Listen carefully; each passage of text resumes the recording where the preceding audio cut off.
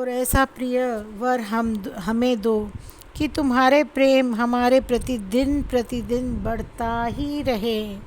मेरे मन रूपी भौरा भी तुम्हारे कमल स्वरूपी चरणों के रस में लुभाया रहकर रस से युक्त रहे।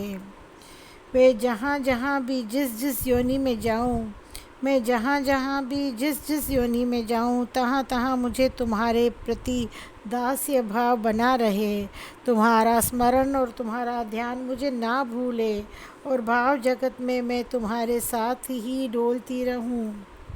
हे प्यारे कृष्ण, तुम ही मेरे प्रियतम हो और मैं ही तुम्हारी प्रेयसी राधा हूँ।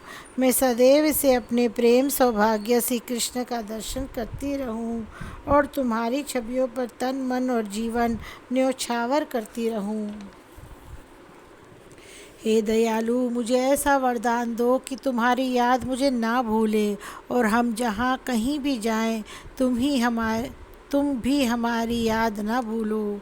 जिस प्रकार छाया देह के संग लगी रहती है और जैसे भक्ति भक्तों के साथ उन्हें रस विभोर करती है, उसी प्रकार हम तुम दोनों साथ साथ सुशोभित हो रस पान करें और एक साथ ही जन्में तथा एक साथ ही जीवन बितावें।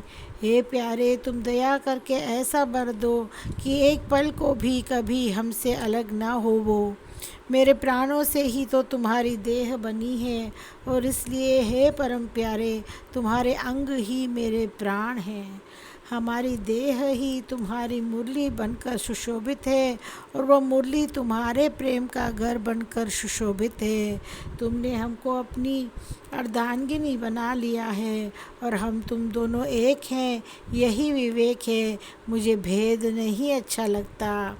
मैं दिन रात पृथ्वी पर जहाँ कहीं विचरण करूँ, यही धारणा रहे कि तुम्हारे श्री चरण हमारे हृदय में सदा ही बसे हुए हैं और वे वास करके सुशोभित होकर रस प्रदान करके प्रसन्न होकर मुझे रसमय कर रहे हैं।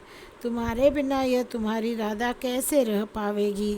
यह तो है कृष्ण तुम्हारे नाम के साथ जुटकर सरस कहाती है। हम दोनों का प्रिया प्रीतम ऐसा सरस नाम है।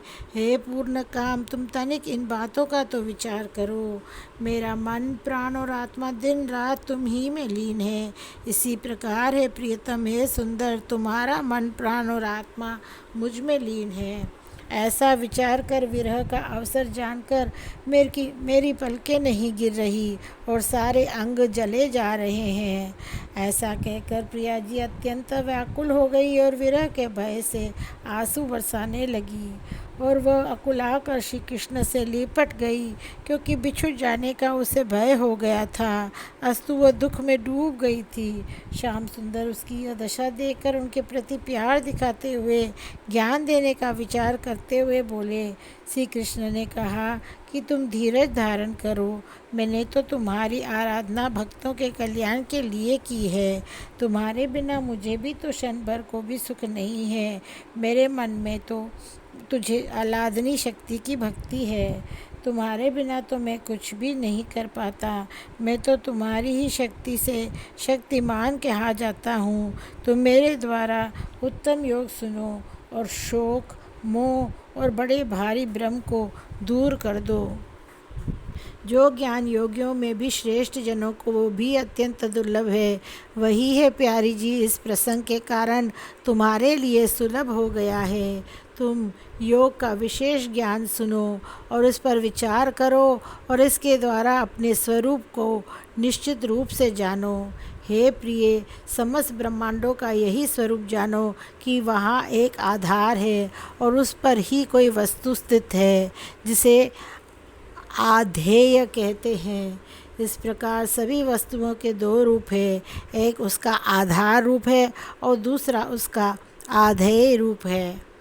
बिना आधार के कोई आधेय वस्तु नहीं रह सकती। देखो, फलों का आधार फूल है, फूलों का आधार पत्ते हैं, पत्तों का आधार डाली है, डाली का आधार वृक्ष है और वृक्ष का आधार अंकुर है, अंकुर का आधार बीज है और बीज का आधार पृथ्वी है।